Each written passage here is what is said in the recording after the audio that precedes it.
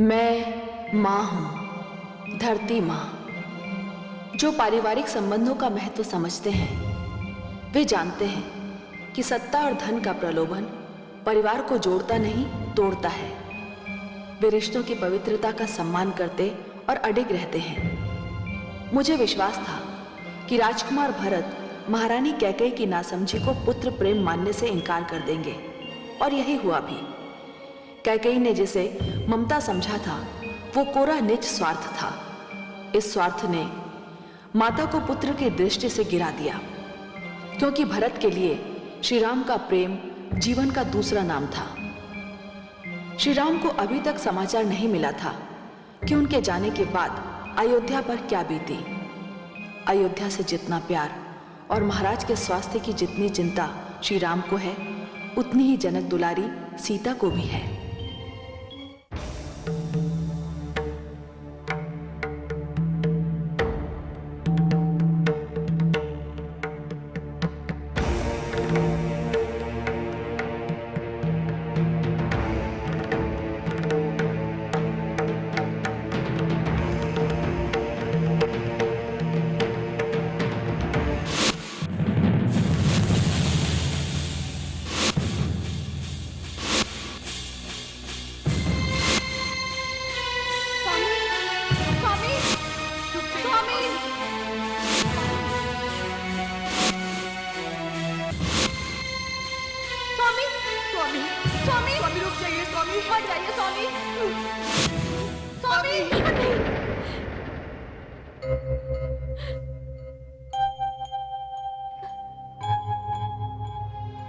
क्या हुआ देवी?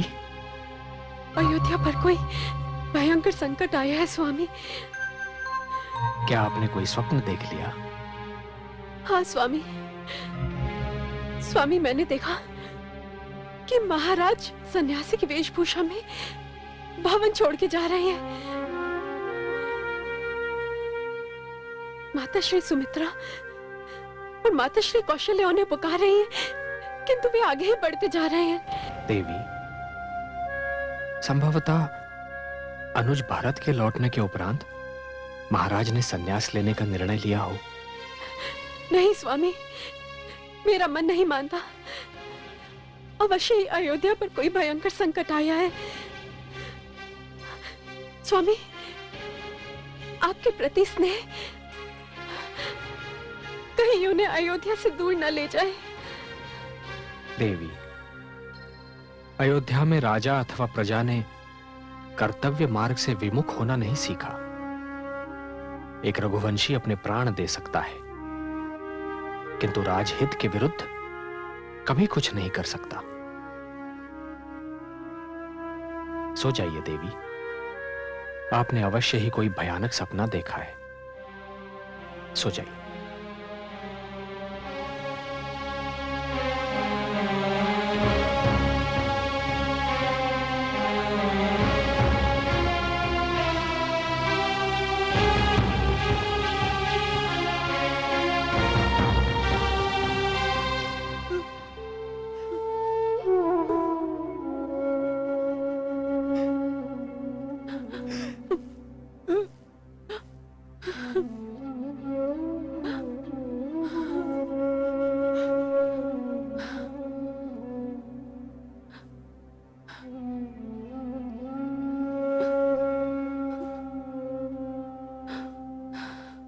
गुरुदेव, हम महाराज की अंतिम यात्रा की सारी व्यवस्था कर चुके हैं। हाँ, अब और विलंब उचित नहीं होगा। महाराज के अंतिम दर्शन का समय भी अब समाप्त हो रहा है।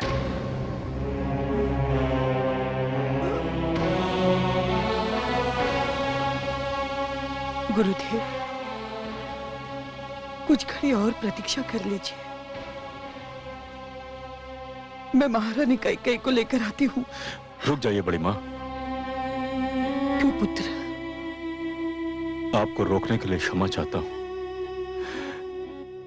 किंतु मैं नहीं चाहता कि आप वहां जाएं, और ना ही ये चाहता हूं कि वो यहां आए। मत जाइए बड़ी माँ। राम यहाँ नहीं है तो मैं तुम में पुत्र राम को देखती हूँ। ये बताओ कि यदि आज तुम्हारे स्थान पर राम होता तो वो मुझे जाने से रोक सकता था?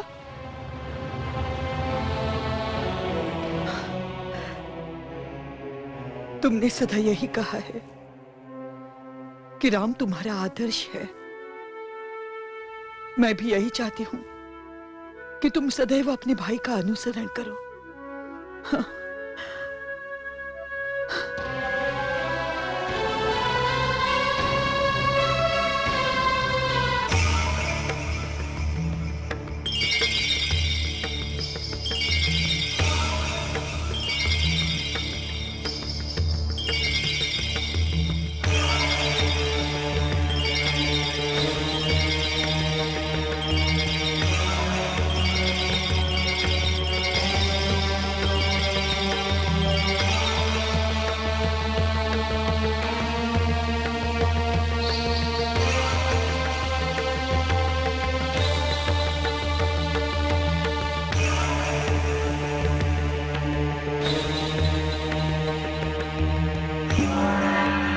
कैकेयी, आज तुझे निर्णय करने में बड़ी कठिनाई हो रही होगी कि वास्तविक कैकेयी कौन थी। वो जिसने महाराज के जीवन की रक्षा की थी, अथवा वो जिसने महाराज से जीवन छीन लिया। वो जिसने महाराज के जीवन में प्रेम का रस घोला था, अथवा वो जिसने उनके जीवन में विष घोल दिया। वो जिसने प्रेम बंधन और विवाह को नए अर्थ दिए थे, अथवा वो जिसने प्रेम और विवाह की पवित्रता के सारे अर्थ व्यर्थ कर दिए। कैकेयी, कैकेयी, कैकेयी। दीदी, मुझे क्षमा कर दीजिए दीदी, क्षमा। नहीं नहीं, मुझे स्पर्श मत कीजिए। मैं अपवित्र हूँ। मुझे स्पर्श करके स्वयं को अपवित्र मत कीजिए। मैं अभागन हूँ, मैं पापन हूँ, मैं महाराज की मृत्यु का कारण हूँ। मैंने एक घर को तोड़ा है। मैंने तो समस्त नारी जाति को कलंकित कर दिया। नारी तो एक घर जोड़ती है, पर मैंने तो एक जुड़े हुए घर को तोड़ दिया। मैंने तो एक जुड़े हुए घर को तोड़ दिया। नहीं कैकेयी, यदि ये सत्य है कि जन्म और मृत्यु का समय ब्रह्मा निर्धारित करते हैं, यदि ये सत्य है कि मैं और तुम हम सब कठपुतलियां हैं जिनकी डोर विधि के हाथ में है, तो तुमने कुछ नहीं किया। जो हुआ वो होना ही था। ये नियति का निर्णय था। इसमें कोई कुछ नहीं कर सकता था। हमारे स्वामी की आज ये अंतिम यात्रा है।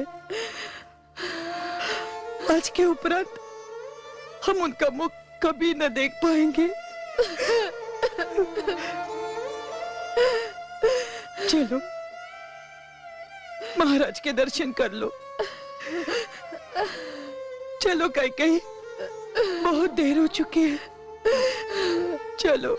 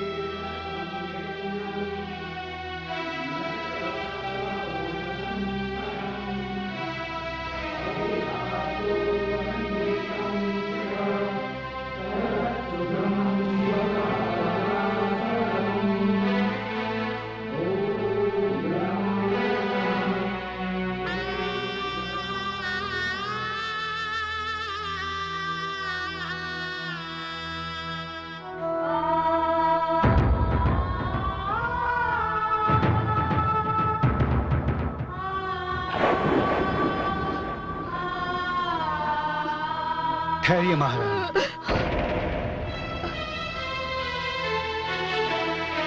क्या बात है महामंत्री? मेरी कर्तव्य निष्ठा मुझे बोलने पर विवश कर रही है। यदि मैं आज न बोला महारानी, तो मैं कर्म निवास विमुख होने का अपराधी हो जाऊंगा। आप क्या कहना चाहते हैं? महारानी के कई यहां आ गए, यही बहुत है। किंतु वो महाराज के शरीर को स्पर्श नहीं कर सकती। आप अयोध्या के महारानी को रोक रहे हैं महामंत्री? महारानी, इसे आप मेरा दुस्साहस समझिए, किंतु मैं विवश हूं। क्या विवशता है आपकी? महाराज का आदेश था कि महारानी कैकेयी को उनके शरीर को स्पर्श न करने दिया जाए। जिसने ये आदेश दिया था, अब वो इस संसार में नहीं है। किंतु महारानी, जिसने वो आदेश सुना, वो तो इस संसार में है। महारानी, मैंने जीवन भर महाराज के आदेश का पालन किया है।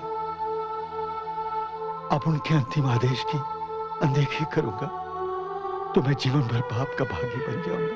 और यदि मैं ये कहूं कि आप कैकेयी को ना रोकिए, ये मेरा आदेश है, तो मैं अपना सर झुका दूंगा महारानी, और आपसे प्रार्थना करूंगा कि अपने आदेश का पालन करने से पहले मेरा सर धड़ से अलग कर दे।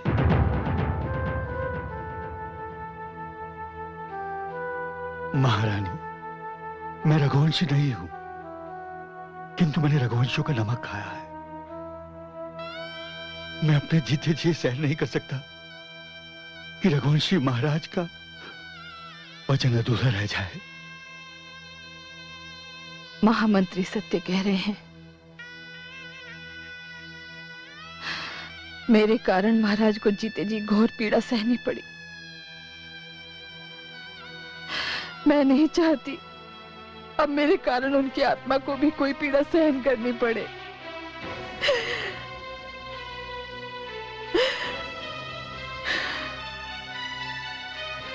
यही नियति का निर्णय है। मैं तो उनके शव को भी नहीं छू सकती।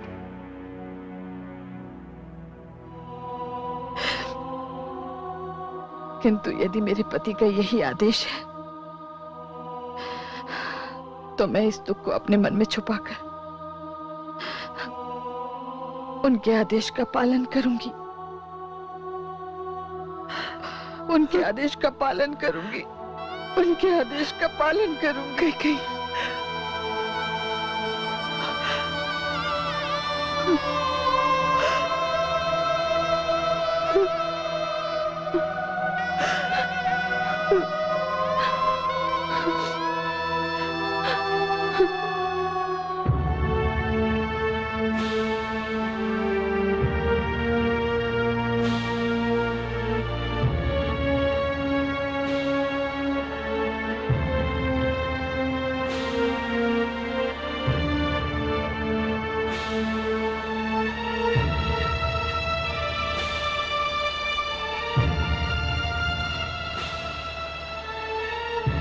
क्या वो भरतर्षि? अनुज, डूबता सूर्य जीवन के अंतिम क्षणों को गिनते हुए वृद्ध की भांति शांत होता है, किंतु आज स्वयं सूर्यदेव मानो ऐसे प्रतीत हो रहे हैं कि स्वयं मृत्युशैया पर लेटे हुए हैं, और सारा आकाश चिंता की भांति धू धू कर जल रहा है। अनुज, डूबता हुआ सूर्य मनुष्य को यह सीख देता है कि जिसने भी पृथ्वी पर जन्म लिया हो, वो चाहे कितना ही प्रतापी हो, उसके जीवन का अंत एक दिन निश्चित है।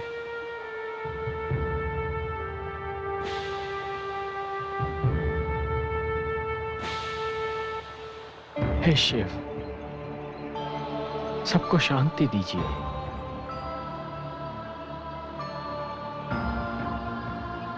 मुझे भी महादेव शांति दीजिए महादेव। आज मेरा मन बहुत अशांत है, शांति दीजिए।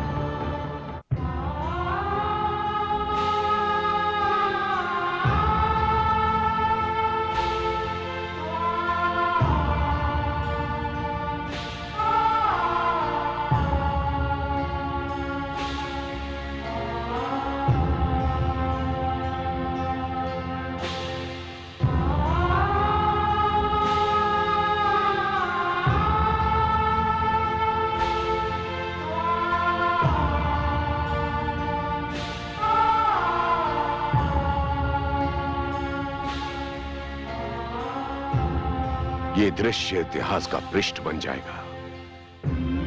आकाश पर सूर्य अस्त हो रहा है और पृथ्वी पर रघुवंश के महाप्रतापवान राजा दशरथ के जीवन का सूर्यास्त हो रहा है। प्रिय शिष्य भरत, अपने पिता महाराज को मुखाग्नि दो।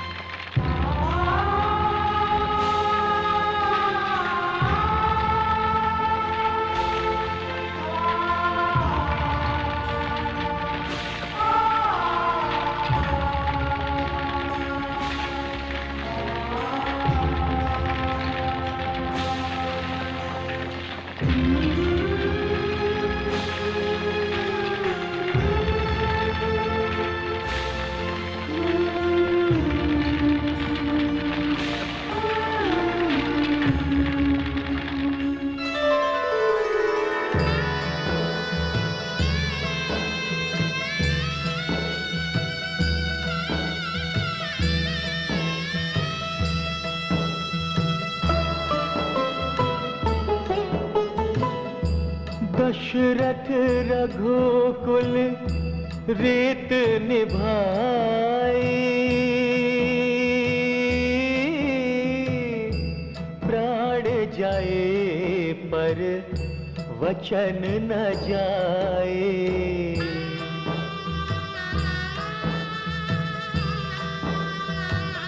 हो रघु परंपरा उज्ज्वल भयाओ, दशरथ युग समाप्त हो गया। दशरथ युग समाप्त हो गया।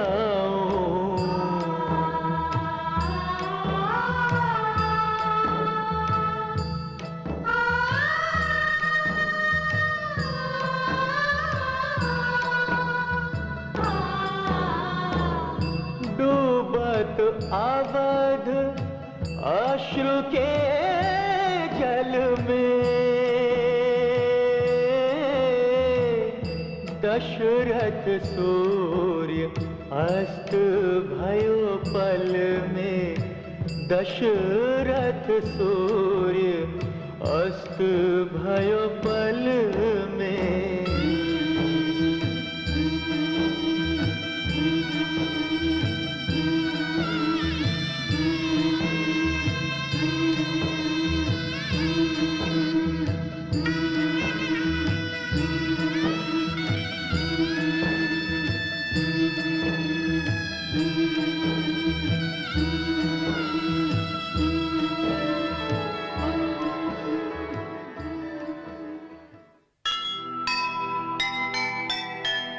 दशरथ को सब कुछ मिला, राजपाट धन धाम। क्या कहने सौभाग्य के, मिले पुत्र श्री राम। राजपाट धन धान सब आया न कोई काम। दे